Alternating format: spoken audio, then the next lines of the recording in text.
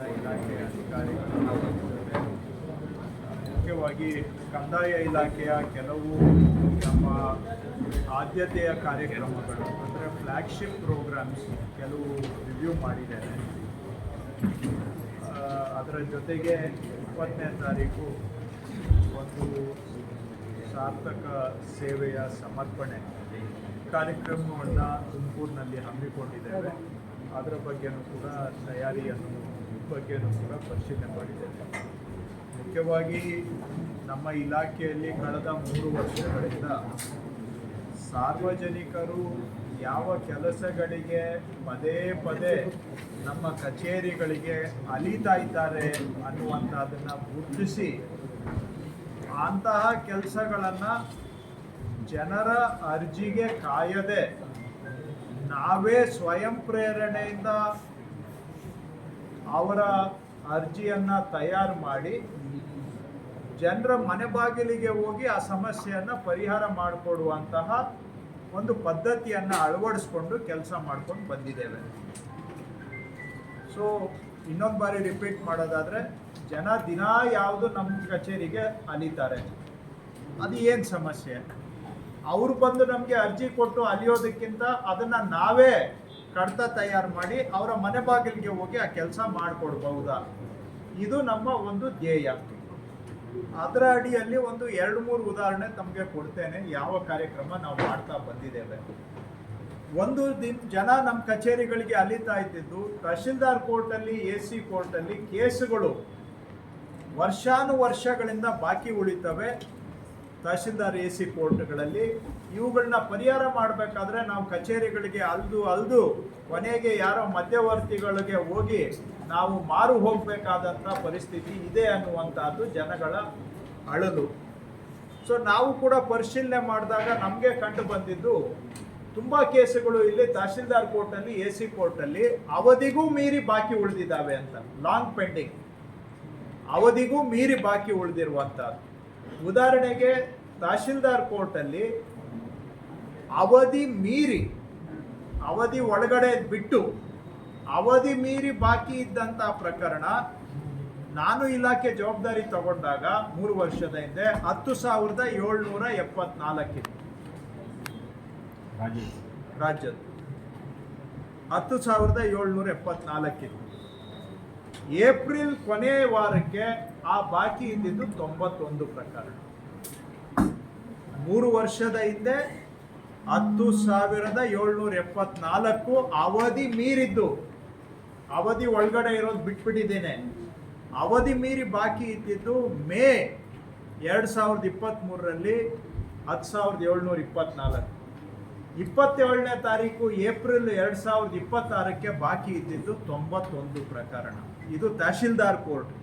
ಇವೆಲ್ಲವನ್ನ ನಾವೇ ತಹಶೀಲ್ದಾರ್ಗೆ ಸೂಚನೆ ಕೊಟ್ಟು ವಿಲೆ ಮಾಡುವಂಥ ಪ್ರಕ್ರಿಯೆ ಮಾಡಿದ ಮೇಲೆ ಅಷ್ಟು ಬಾಕಿಯನ್ನು ನಾವು ತಗ್ಗಿಸಿದ್ದೇವೆ. ಇದು ಜನಗಳಿಗೆ ನಾವು ಅವ್ರಿಗೆ ಬಂದು ನಮ್ಮನ್ನು ಅಪ್ರೋಚ್ ಮಾಡಿ ಕಾಯೋದಕ್ಕೆ, ಅವರು ಅಲಿಯೋದಕ್ಕೆ ಅವಕಾಶ ಕೊಡೋದೆ ನಾವೇ ಜವಾಬ್ದಾರಿ ತಗೊಂಡು ಮಾಡಿರೋದಕ್ಕೆ ಒಂದು ಉದಾಹರಣೆ. ಅದೇ ರೀತಿ AC ಕೋರ್ಟ್ ತಗೊಂಡ್ರೆ, AC ಕೋರ್ಟಲ್ಲಿ ಮೇ 2023 ಅವಧಿ ಮೀರಿ ಬಾಕಿ ಇದ್ದಂಥ ಪ್ರಕರಣಗಳು ಅಂದರೆ 6 ತಿಂಗಳಿಂದ ಹಿಡಿದು 12-15 ವರ್ಷ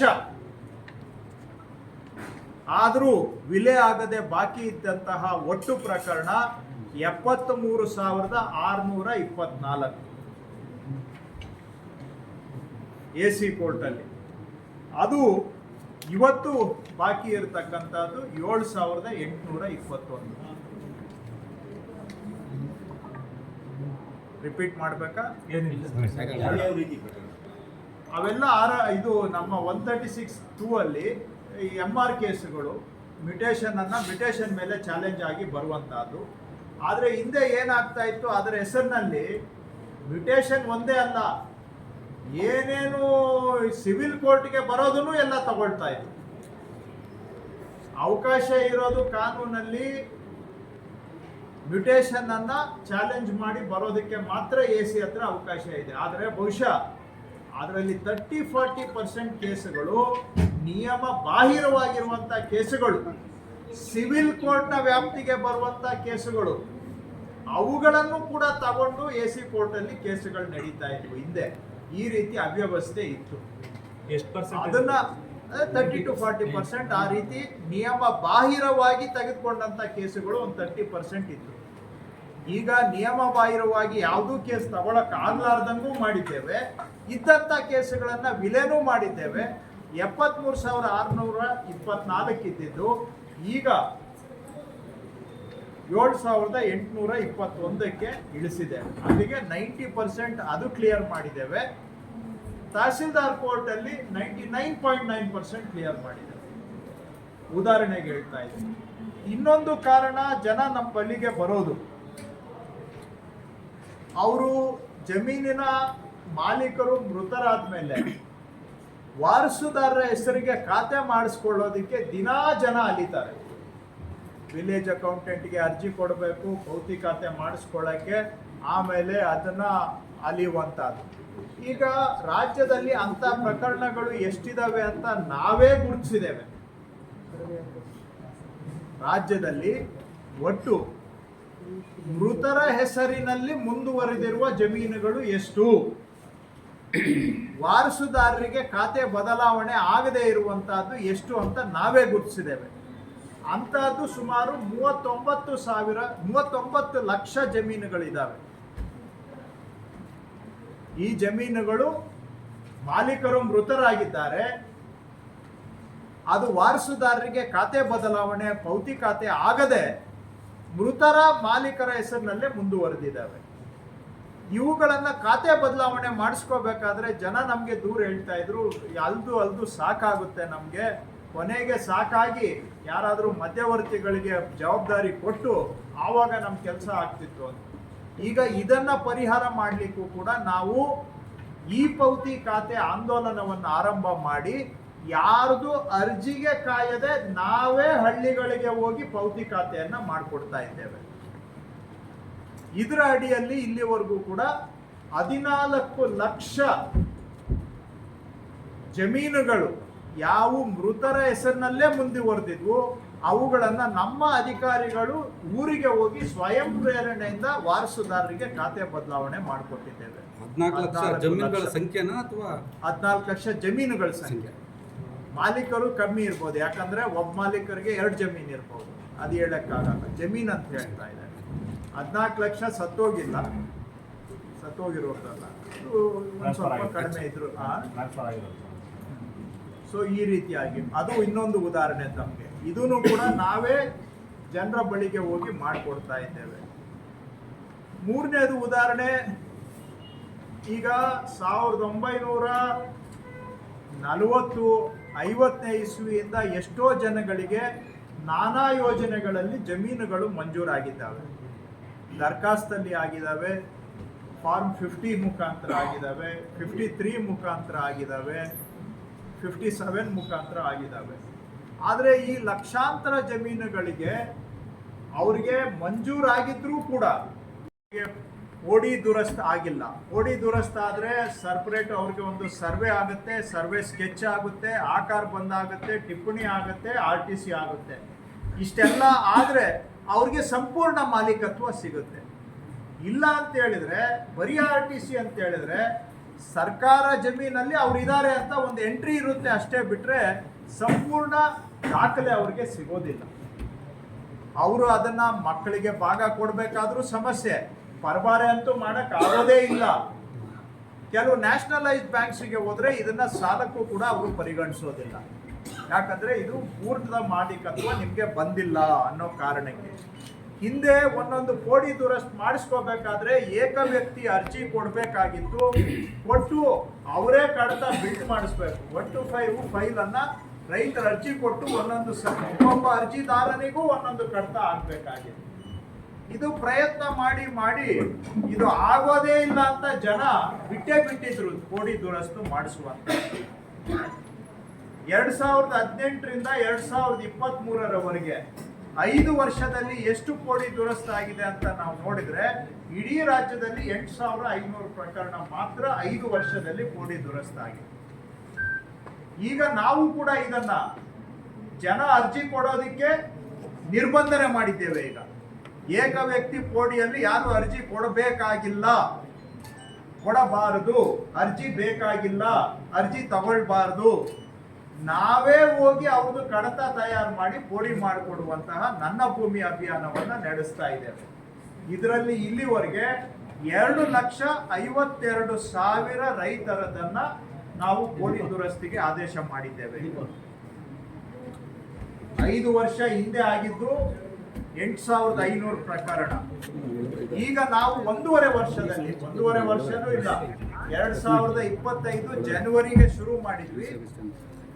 2025 ಜನವರಿಯಿಂದ ಮೇ 2026 1.25 ವರ್ಷದಲ್ಲಿ 2,52,000 ಮಂಜೂರಿದಾರ ರೈತರದ್ದು ಪೋಡಿ ದುರಸ್ತಿಗೆ ನಾವು ಆದೇಶ ಮಾಡಿದ್ದೇವೆ. ಇನ್ನೂ ಮಾಡೋದು ಇದೆ, ಮಾಡ್ತೇವೆ. ಈ ಡಿಸೆಂಬರ್ ಒಳಗಡೆ ಎಲ್ಲಾರ್ದು ಮುಗಿಸ್ಬೇಕು ಅಂತ ಟಾರ್ಗೆಟ್ ಇಟ್ಕೊಂಡಿದ್ದೇವೆ.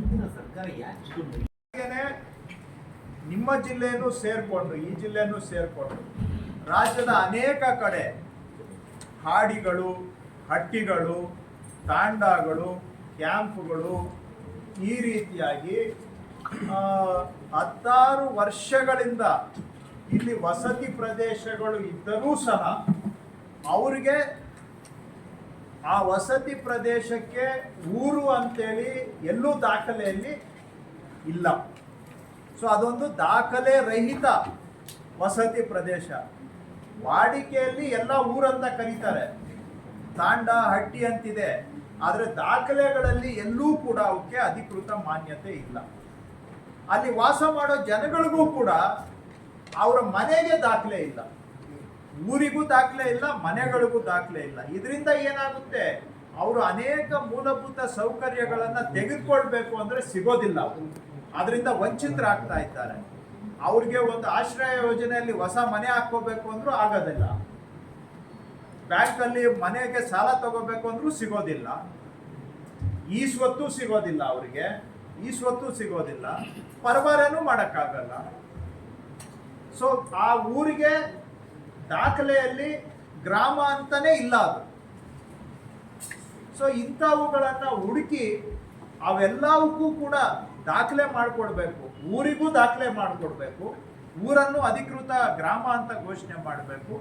ಹಾಗೆ ಅವ್ರ ಮನೆಗೂ ಹಕ್ಕು ಪತ್ರ ಕೊಡಬೇಕು ಅಂತೇಳಿ ಹಿಂದೆ ಕಾಂಗ್ರೆಸ್ ಸರ್ಕಾರ ಇದ್ದಾಗಲೇ ಕಾನೂನಿಗೆ ನಾವು ತಿದ್ದುಪಡಿ ಮಾಡಿದ್ವಿ.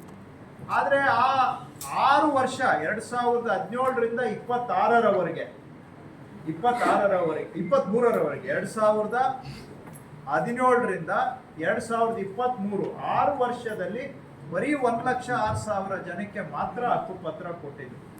ನಮ್ಮ ಸರ್ಕಾರ ಬಂದ ಮೇಲೆ ಇದು ಬಡವರ ಕೆಲಸ, ದುಡಿಯೋ ವರ್ಗದ ಕೆಲಸ ಅಂತೇಳಿ ಇದನ್ನೂ ಕೂಡ ನಾವು ಆದ್ಯತೆ ಫ್ಲಾಗ್ಶಿಪ್ ಪ್ರೋಗ್ರಾಮ್ ಆಗಿ ತಗೊಂಡು ಕಳೆದ 2.5 ನಮಗೆ ಸ್ಪೆಷಲ್ ಆಗಿ ಟಾರ್ಗೆಟ್ ಮಾಡಿದ್ದು. ರೂಲ್ಸೇ ಆ ಥರ ಇದೆ. ಸೆನ್ಸಸ್ ನಡೆಯುವಾಗ ಹೊಸ ಕಂದಾಯ ಯಾವುದು ಪ್ರದೇಶ ಸೃಜನೆ ಆಗಬಾರದು ಅನ್ನೋ ಕಾರಣಕ್ಕೆ ನಮ್ದು ತಡೆ ನಿಂತಿದೆ. ಆದರೂ ಅವರು 6 ವರ್ಷದಲ್ಲಿ ಹಿಂದೆ 1,06,000 ಕೊಟ್ಟಿದ್ರು. ನಾವು 2.5 ವರ್ಷದಲ್ಲಿ 2,20,000 ಆಲ್ರೆಡಿ ಕೊಟ್ಟಿದ್ದೇವೆ. ಮತ್ತೆ ನಮ್ಮ ಸರ್ಕಾರದ ಅವಧಿಯಲ್ಲಿ ಇನ್ನೂ 2 ಲಕ್ಷ ಕೊಡ್ತೇವೆ ನಾವು. ಸೊ ಇವೆಲ್ಲ ಅದು ಕೂಡ ಇದಕ್ಕೆ ಒಂದಕ್ಕೂ ನಾವು ಅರ್ಜಿ ತಗೊಂಡಿಲ್ಲ. ನಾವೇ ಆ ಊರಿಗೆ ಹೋಗಿ ಗುರುತಿಸಿ ಸರ್ವೆ ಮಾಡಿ ದಾಖಲೆ ಮಾಡಿ ಅವ್ರಿಗೆ ಹಕ್ಕುಪತ್ರ ಕೊಟ್ಟು, ಅಷ್ಟೇ ಅಲ್ಲ ಅವ್ರಿಗೆ ಪಂಚಾಯಿತಿಯಲ್ಲಿ ಖಾತೆ ಮಾಡಿಸಿ ರಿಜಿಸ್ಟರ್ ಸೇಲ್ ಡೀಡ್ ಮುಖಾಂತರ ಅವರಿಗೆ ಸಂಪೂರ್ಣ ಹಕ್ಕನ್ನ ಕೊಡ್ತಾ ಇದ್ದೇವೆ. ಸೊ ಕೊಟ್ಟ ಮೇಲೆ ನಾಳೆ ತಿರುಗಿ ಅವರು ಮತ್ತೆ ಸರ್ಕಾರದ ಕಡೆಗೆ ತಿರುಗಿ ನೋಡಬಾರ್ದು. ಯಾಕಂದ್ರೆ ಒಂದ್ ಕೈಯಲ್ಲಿ ಕೊಟ್ಟಂಗ್ ಮಾಡಿ ಇನ್ನೊಂದು ಕೈಯಲ್ಲಿ ಅವ್ರ ಜುಟ್ಟು ನಮ್ಮ ಕೈಯಲ್ಲೇ ಇಟ್ಕೊಳ್ಳೋದು ಸರ್ಕಾರಗಳಲ್ಲಿ ವಾಡಿಕೆ ಆಗ್ಬಿಟ್ಟಿದೆ. ಕೊಟ್ಟಂಗ್ ಮಾಡ್ತೀವಿ, ಆದ್ರೆ ಎಲ್ಲ ಕಂಟ್ರೋಲ್ ನಮ್ಮ ಹತ್ರ ಇಟ್ಕೊಂಡಿರ್ತೀವಿ. ಆ ರೀತಿ ಆಗ್ಬಾರ್ದು ಅಂತೇಳಿ ಈ ಕಂದಾಯ ಗ್ರಾಮತೆ ಆಗ್ಲಿ, ಪೋಡಿ ದುರಸ್ತಿ ಆಗ್ಲಿ ಮಾಡಿಕೊಟ್ಟ ಮೇಲೆ ಸಂಪೂರ್ಣ ಹಕ್ಕು ಅವರಿಗೆ ಕೊಡ್ಬೇಕು. ಇದರಲ್ಲೂ ಅಷ್ಟೇ ಹಕ್ಕುಪತ್ರ, ಅದು ಡಿಜಿಟಲ್ ಹಕ್ಕುಪತ್ರ. ಯಾಕೆ ಅಂದ್ರೆ ಇವತ್ತು ಸುಮಾರು ಹಿಂದೆ ಕೊಟ್ಟಿರೋ ಹಕ್ಕುಪತ್ರಗಳು ಪೇಪರು ನಾವು ಕೊಟ್ಟಿದ್ದು ಒಂದಾದ್ರೆ ಅವರೇ ಪ್ರಿಂಟ್ ಹಾಕೊಂಡು ಮಾರ್ಕೆಟ್ ಅಲ್ಲಿ 100 ಓಡಾಡ್ತಾ ಇರ್ತಾರೆ. ಯಾವ್ದು ಜೆನ್ಯುವಿನ್ನು ಯಾವ್ದು ಫೇಕು ಗೊತ್ತಾಗಲ್ಲ. ಅದಕ್ಕೆ ಡಿಜಿಟಲ್ ಹಕ್ಕುಪತ್ರ ಮಾತ್ರ ಕೊಡ್ತಾ ಇದ್ದೇವೆ. ಡಿಜಿಟಲ್ ಹಕ್ಕುಪತ್ರದ್ದು ಪ್ರಿಂಟ್ ಔಟ್ ಕೊಡ್ತೇವೆ ನಾವು, ಪ್ರಿಂಟ್ ಔಟ್ ಅಷ್ಟೇ. ಆದ್ರೆ ಹಕ್ಕುಪತ್ರ ಇರೋದು ಡಿಜಿಟಲ್ ಅಲ್ಲಿ ಮಾತ್ರ. ಅದನ್ನ ನಾವು ಅವರಿಗೆ ಸೇಲ್ ಡೀಡ್ ಮುಖಾಂತರ ರಿಜಿಸ್ಟರ್ ಮಾಡಿ ಕೊಡ್ತಾ ಇದ್ದೇವೆ. ಸರ್ಕಾರ ತಹಶೀಲ್ದಾರರು ರಿಜಿಸ್ಟರ್ ಮಾಡಿ ಕೊಡ್ತಾರೆ. ಯಾಕಂದ್ರೆ ಮಾಲೀಕತ್ವದ ಬಗ್ಗೆ ನಾಳೆ ಸಾಸಿವೆ ಕಾಳಿನಷ್ಟು ಅನುಮಾನ ಇರಬಾರದು. ಹಿಂದೆ ನಾವು ಹಕ್ಕುಪತ್ರ ಕೊಟ್ಟು ಪಂಚಾಯಿತಿಯಲ್ಲಿ ಖಾತಾ ಮಾಡಿಸ್ಕೊಳ್ಳೋದು ಅವ್ರ ತಲೆ ಮೇಲೆ ಹಾಕಿ ನಾವು ಕೈ ತೊಳ್ಕೊಳ್ತಾ ಇದ್ವಿ. ಈಗ ಆ ಜವಾಬ್ದಾರಿಯನ್ನ ಸರ್ಕಾರನೇ ತಗೊಂಡು ರೆವಿನ್ಯೂ ಡಿಪಾರ್ಟ್ಮೆಂಟ್ RDPR ಜೊತೆಗೆ ನಾವೇ ಆನ್ಲೈನ್ ಅಲ್ಲಿ ಸಂಯೋಜನೆ ಮಾಡಿ ಪಂಚಾಯಿತಿಯಿಂದ ಈ ಸ್ವತ್ತನ್ನು ಕೊಡಿಸ್ಕೊಟ್ರು ಅಲ್ಲಿಗೆ 100% ದಾಖಲೆ ಕಂಪ್ಲೀಟ್ ಆಗುತ್ತೆ. ಸೊ ನಾಳೆ ಅವರು ಯಾವುದೇ ಕಾರಣಕ್ಕೂ ನಂದು ಅರ್ಧಂಬರ್ಧ ಆಗಿದೆ ಅಂತ ತ್ರಿಶಂಕುವಲ್ಲಿ ನಿಂತಿದೆ ಅಂತ ವಾಪಸ್ ಬರಬಾರ್ದು. ಈ ರೀತಿಯಾಗಿ ಮಾಡಿ ಕೊಡ್ತಾ ಇದ್ದೇವೆ. ಸೊ ಇವೆಲ್ಲ ಕಾರ್ಯಕ್ರಮಗಳು ತುಮಕೂರಿನಲ್ಲೂ ಕೂಡ ನಾವು ಅನುಷ್ಠಾನ ಮಾಡಿದ್ದೇವೆ. ಉದಾಹರಣೆಗೆ ತುಮಕೂರಿನಲ್ಲಿ ಈಗ ಸುಮಾರು ಪೌತಿ ಖಾತೆ 1,06,000 ಜಮೀನುಗಳ ಮಾಲೀಕರಿಗೆ ನಾವು ಪೌತಿ ಖಾತೆಯನ್ನ ಮೃತರ ಹೆಸರಿನಿಂದ ವಾರಸುದಾರರಿಗೆ ಮಾಡಿಕೊಟ್ಟಿದ್ದೇವೆ 1,06,000. ಹಾಗೇನೆ ಓಡಿ ದುರಸ್ತಿನಲ್ಲಿ ಸುಮಾರು 24,256 ರೈತರದ್ದು ನಾವು ಕೋಡಿ ದುರಸ್ತಿಗೆ ಆದೇಶ ಮಾಡಿದ್ದೇವೆ. 24,256. ಇದರಲ್ಲಿ ಒಂದು 4,000 ಅದು ಆಗೋದಿಲ್ಲ. ಯಾಕೆ ಆಗೋದಿಲ್ಲ ಅಂದ್ರೆ ಇಲ್ಲ ಅವರು ಫೀಲ್ಡ್ ಅಲ್ಲಿ ಪೊಸೆಷನ್ ಅಲ್ಲಿ ಇರೋದಿಲ್ಲ ಅಂಡ್ ಕೆಲವರಿಗೆ ಹಿಂದೆ ತಪ್ಪಿನಿಂದ ಕೆರೆಯಲ್ಲಿ ಮಂಜೂರು ಆಗ್ಬಿಟ್ಟಿರುತ್ತೆ. ಅಂತದೊಂದು 4,000 ಮೈನಸ್ ಮಾಡಿದ್ರು 20,000 ಕೋಡಿ ದುರಸ್ತ ಆಗುತ್ತೆ. ಇದಲ್ಲದೆ ಈ ಕಂದಾಯ ಗ್ರಾಮ ಹಕ್ಕುಪತ್ರ ಮನೆಗಳಿಗೆ 20,666 ಜನಗಳಿಗೆ ನಾವು ಅದು ಹಕ್ಕುಪತ್ರವನ್ನ ಕೊಡುವಂತ ಕೆಲಸ ಮಾಡ್ತಾ ಇದ್ದೇವೆ. ಇವೆಲ್ಲ ಸೇರಿಸಿದ್ರೆ ಹತ್ರ 1.5 ಲಕ್ಷ ಫಲಾನುಭವಿಗಳು ತುಮಕೂರು ಜಿಲ್ಲೆ ಒಂದರಲ್ಲೇ ನಾವು ಈ 3 ಯೋಜನೆಗಳಲ್ಲಿ ಅಷ್ಟು ಜನ ಫಲಾನುಭವಿಗಳು ಇದ್ದಾರೆ. ಹಕ್ಕುಪತ್ರ ಹಕ್ಕುಪತ್ರ 20,666 20,666 ಕಂದಾಯ ಗ್ರಾಮದ ಹಕ್ಕುಪತ್ರ. ಕೋಡಿ ದುರಸ್ತು ನಾವು ಆದೇಶ ಮಾಡಿರೋದು 24,256. ಅದ್ರಲ್ಲಿ ಒಂದು 4,000 ಬಿಟ್ಬಿಡಿ. ಯಾಕೆಂದ್ರೆ ಅದು ಫೀಲ್ಡ್ಗೆ ಹೋದಾಗ ನಾನಾ ಕಾರಣಗಳಿಂದ 4,000 ರಿಜೆಕ್ಟ್ ಆಗಬಹುದು. ಸೊ ಅದ್ರಲ್ಲಿ ಒಂದು 20,000 ಆಗುತ್ತೆ. ಪೌತಿ ಖಾತೆ ಮಾಡಿಕೊಟ್ಟಿರೋದು 1,06,000. ಸೊ ಈ 3 ಸೇರಿಸಿದ್ರೆ ಹತ್ರ ಬರ್ತೀನಿ ಒಂದು ನಿಮಿಷ. ಸೊ ಇದೂನು ಕೂಡ ನಾವು ಮಾಡಿದ್ದೇವೆ. ಇವುಗಳನ್ನ ಜಿಲ್ಲೆಯಲ್ಲಿ ಸಮರ್ಪಣೆ ಜನಗಳಿಗೆ ಈ ಸೇವೆಯನ್ನ ಸಮರ್ಪಣೆ ಮಾಡುವಂತ ಕಾರ್ಯಕ್ರಮ ಮಾಡಬೇಕು ಅಂತ ಮಾನ್ಯ ಗೃಹ ಸಚಿವರು, ಜಿಲ್ಲಾ ಉಸ್ತುವಾರಿ ಸಚಿವರು, ನಾನು ಸುಮಾರು ಒಂದು 2-3 ತಿಂಗಳಿಂದ ಸಮಾಲೋಚನೆ ಮಾಡಿ ಹೋದ ತಿಂಗಳು ಮಾಡಬೇಕಾಗಿತ್ತು. ಆದರೆ ಉಪಚುನಾವಣೆಗಳು ಎಲ್ಲ ಬಂದಿದ್ರಿಂದ ಅದನ್ನ ಈ ತಿಂಗಳು ಮಾಡೋಣ.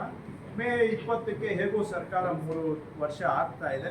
ಆ ಸಂದರ್ಭದಲ್ಲಿ ಈ ಸೇವೆಗಳನ್ನು ಜನಗಳಿಗೆ ಸಮರ್ಪಣೆ ಮಾಡೋಣ ಅಂತ ಹೇಳಿ ಮೇ 20ಕ್ಕೆ ಕಾರ್ಯಕ್ರಮವನ್ನು ನಿಗದಿ ಮಾಡಿದ್ದೇವೆ.